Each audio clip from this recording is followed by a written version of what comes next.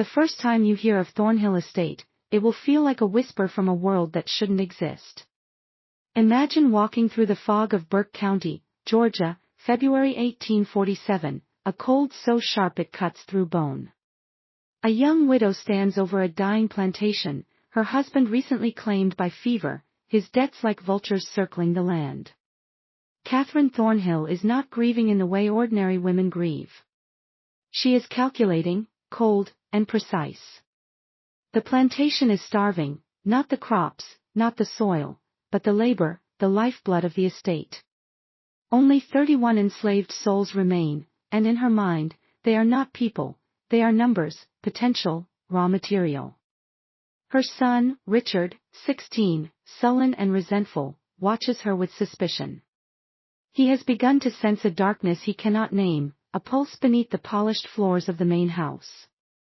In the nights that follow, candlelight flickers over ledgers and secret journals, revealing her plan, to create a bloodline of workers bound to the estate not by law, but by her own design. She whispers to herself in the dark, "I will make the plantation immortal. I will make it mine." And in that whisper lies a truth so monstrous, the world is not ready to hear it. Catherine's mind did not wander, it schemed. She pored over the estate's ledgers with a surgeon's precision, calculating every life, every body, every womb she could exploit. To her, the enslaved were not human, they were instruments, each capable of producing the labor force she needed to survive, to thrive, to dominate. She selected Isaac first, a man of strength, calm temperament, a vessel for her plan. The first planting occurred in the hush of March nights, after the overseer had retired, after the quarters were asleep. Catherine recorded everything in her journal, a cipher of numbers, diagrams, cold calculations, treating children as seedlings, men as rootstock. Her language was deliberate, sterile, mechanical, as if removing the possibility of empathy would make the act less monstrous. Richard began to notice the oddities. The morning rides she abandoned. The isolation in her chambers. The way she summoned Isaac, then him again, always in secret, always under the cloak of darkness. Suspicion grew inside him like a cancer. The mathematics did not add up. His father had been bedridden, incapable of fathering a child. And yet Catherine's body changed, her steps measured, deliberate, her every act a testament to her audacity. Something unnatural was being cultivated on Thornhill Estate, and Richard was the first witness to it. But knowledge came at a cost, and the cost would be unbearable. Richard Thornhill's curiosity became terror. Hidden in the shadows of the estate's library, he watched, he listened, he pieced together the impossible. Catherine was no widow in mourning, she was an architect of life itself, engineering her own bloodline within the enslaved population. Each meeting with Isaac was a calculated act. Each pregnancy a deliberate step toward a future only she could envision.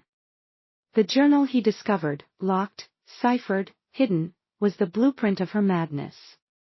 Charts, diagrams, notations on strength, temperament, even the likelihood of inherited traits.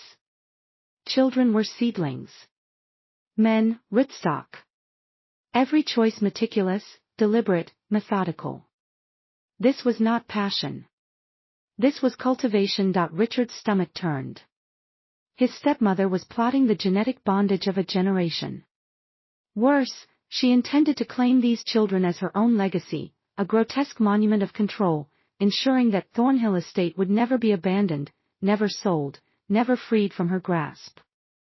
Fear coursed through him, not only for the enslaved, but for himself.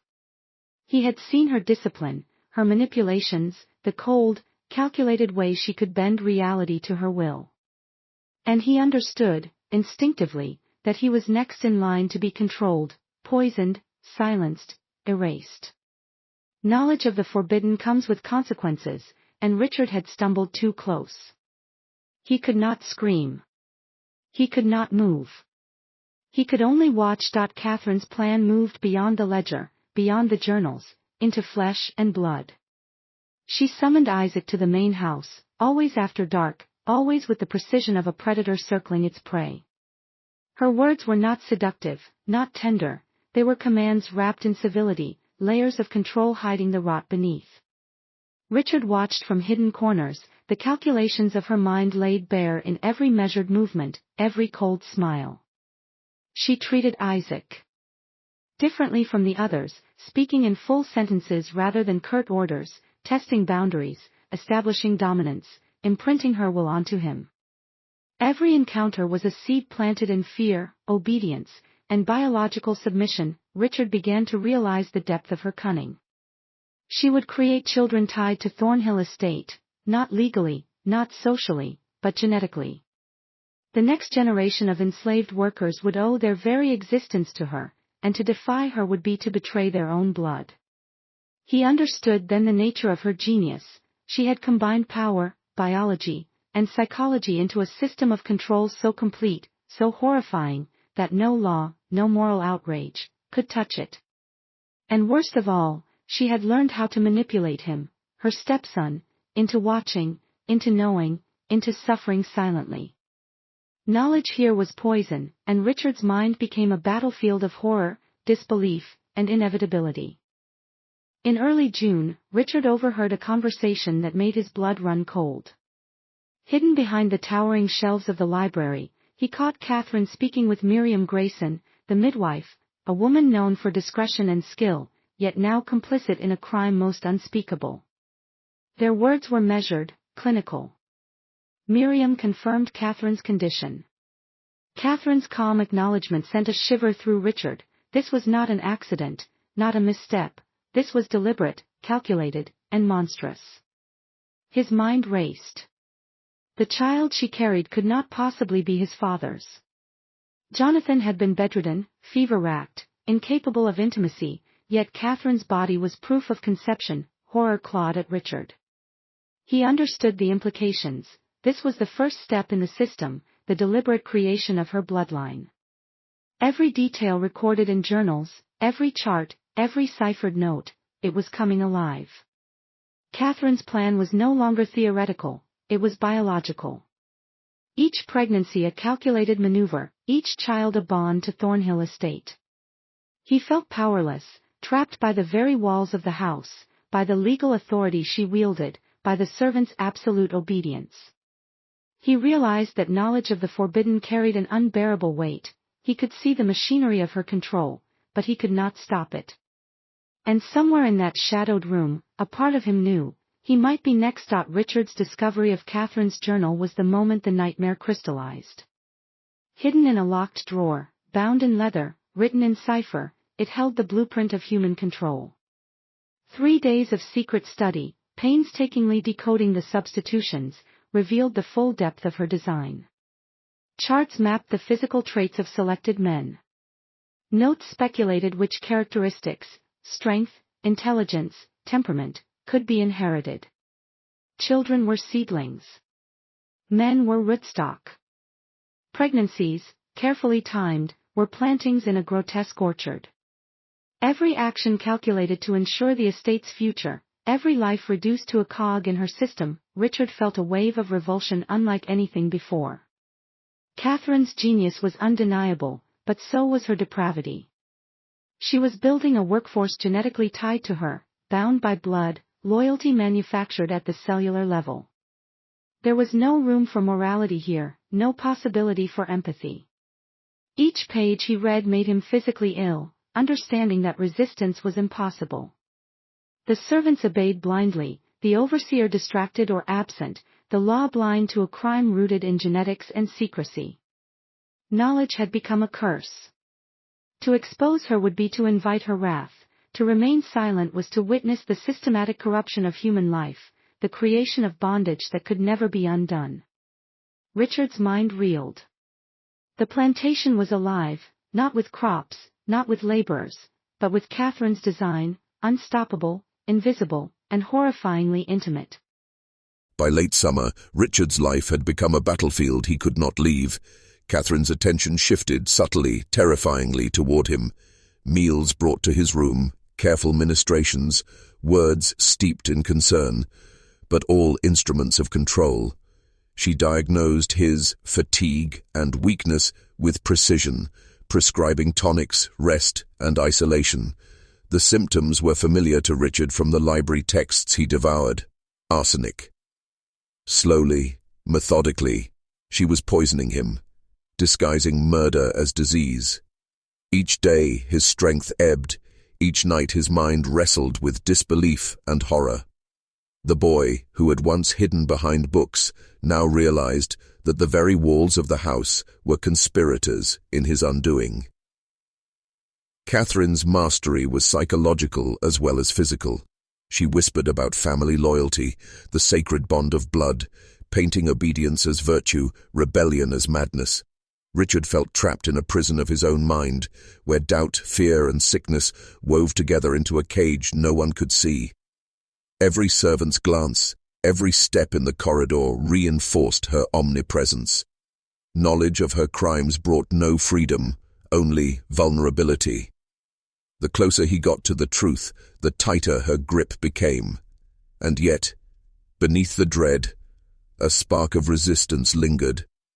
He was learning her methods, watching her patterns, memorizing every move. The stakes were now higher than any ledger, any chart, his life, his sanity, and the secret he carried. By autumn, Richard understood the full weight of his situation. Knowledge had become chains. He tried to fight, to expose Catherine, to reach beyond Thornhill Estate. A letter to his grandfather, detailing the breeding program, the journal, the poisoning. 3 days spent crafting each word, trembling with fear and exhaustion. He entrusted it to Pearl, a young servant, pleading for secrecy and delivery, but Catherine's reach was absolute. Her letter, his final act of rebellion, was betrayed. In front of him the flames consumed the evidence of her depravity, leaving nothing but ash and the certainty of her control. From that moment, Richard's world became a study in psychological domination. Catherine smiled with false tenderness as she told him his mind was failing, his imagination betraying him. Every symptom of poisoning, every pang of weakness, every whispered doubt she seeded in his mind reinforced her narrative.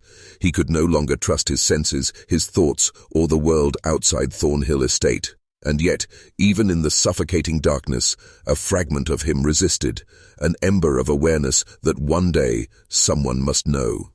He could not save himself, but perhaps, he thought, someone might uncover the truth of the estate after he was gone.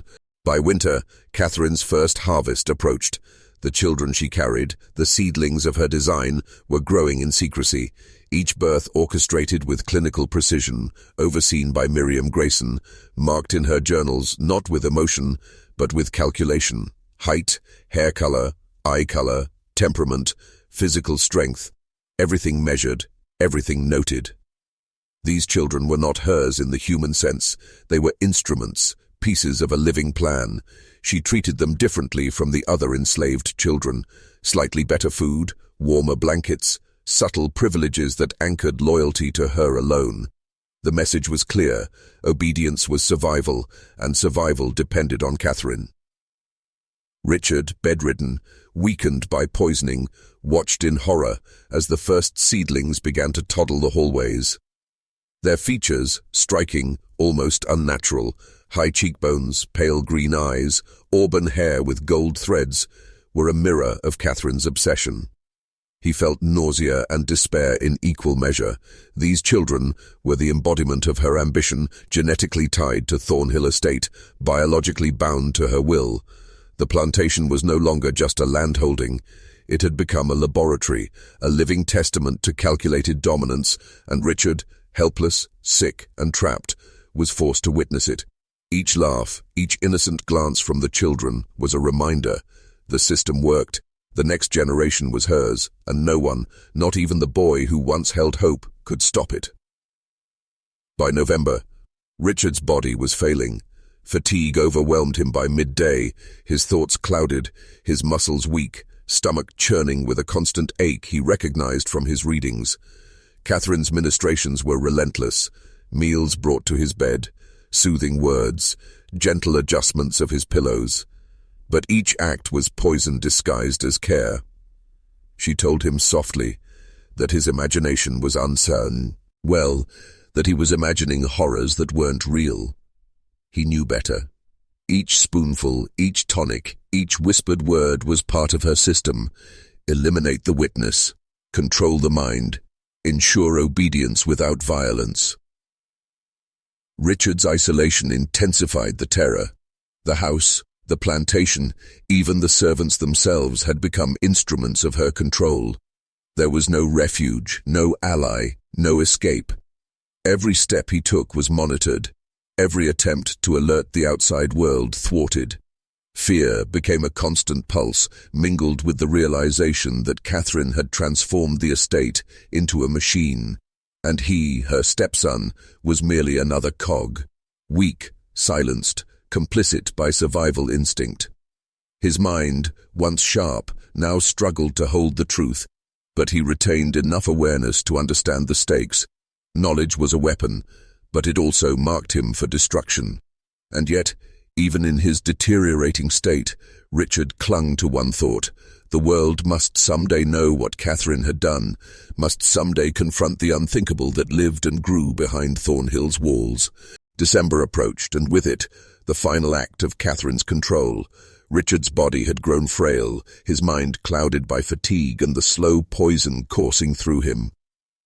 Catherine moved with grace, offering comfort, concern, and gentle instruction, each gesture a carefully calibrated tool of manipulation. She whispered of family loyalty, of the sacred bond that bound him to Thornhill Estate, painting obedience as virtue, resistance as madness. He could feel the threads tightening around him, each one invisible yet unbreakable. Richard made one last attempt at defiance, a carefully composed letter to his grandfather in Augusta, detailing everything. The breeding program, the journals, the poison, the system of control Catherine had built. It took 3 days, each word a battle against his weakening body. But the effort was in vain. The letter, entrusted to a servant, was betrayed. Catherine burned the evidence before his eyes, a silent demonstration of absolute power. The boy realized then that resistance was impossible. He was trapped, not just in walls, but in a reality where knowledge offered no salvation. The estate, the house, even the children she had cultivated. Everything was hers. And he, the last potential witness, was to be removed quietly, efficiently, irrevocably. On December 3rd, 1847, Richard Thornhill breathed his last, 3 weeks shy of his 17th birthday. The official cause: consumption. A doctor from Westborough recorded the death with clinical detachment, unaware, or perhaps unwilling, to see the truth.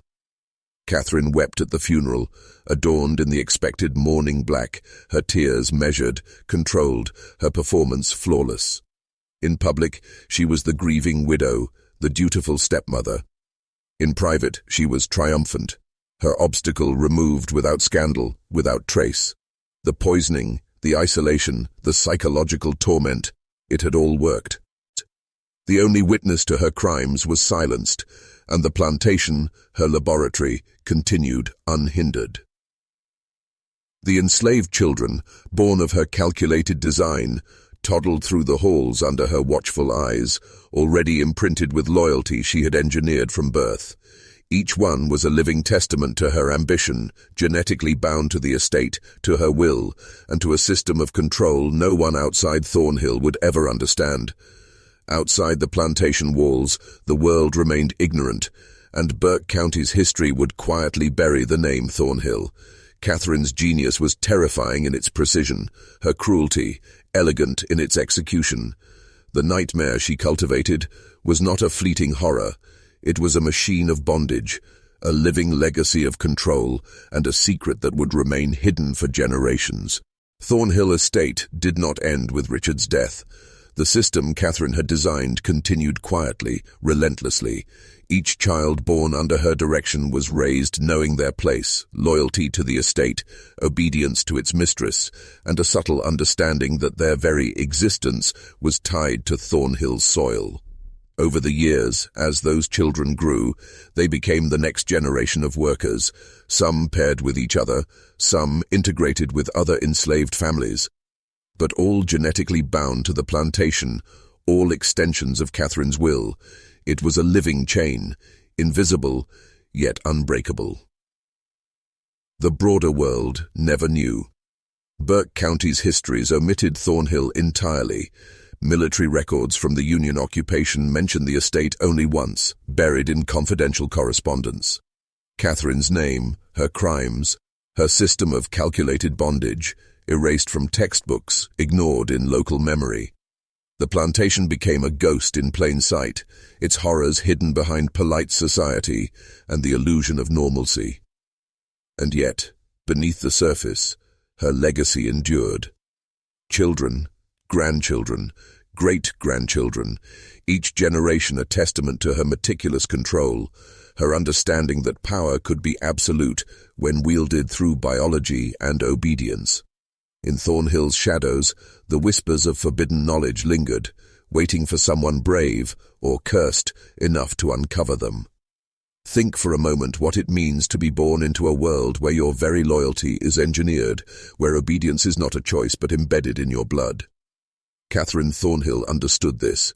She didn't merely enslave bodies, she enslaved generations through genetics, through calculated privilege, through fear and reward intertwined so tightly they became indistinguishable. The estate was a machine, each child a gear turning under her control, each life a testament to her will. And Richard had glimpsed it all, only to be silenced before the world could witness. Now you, the one listening, are at a crossroads. Understanding this story is not passive, it is transformative. If you truly hear it, feel it in your bones, you must mark the knowledge.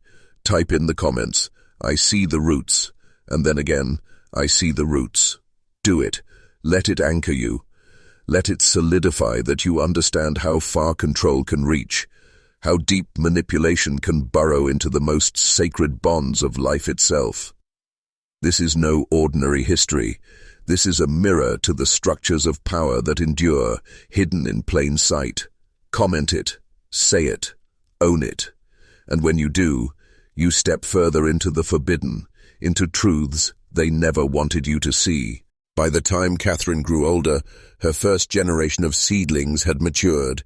They were strong, compliant, and biologically tied to the estate, unaware of the depths of her manipulation, yet instinctively loyal, bound by blood to her design.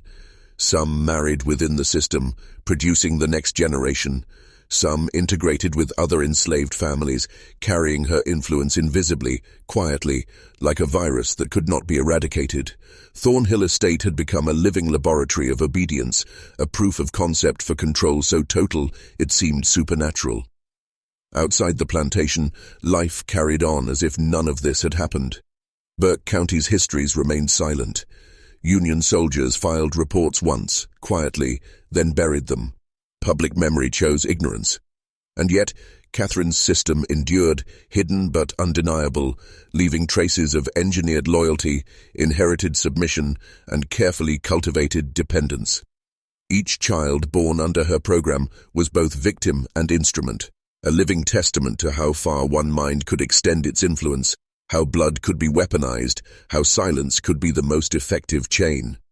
Her legacy was not written in textbooks. It was alive, breathing, and continuing, unseen, beneath the surface of history itself.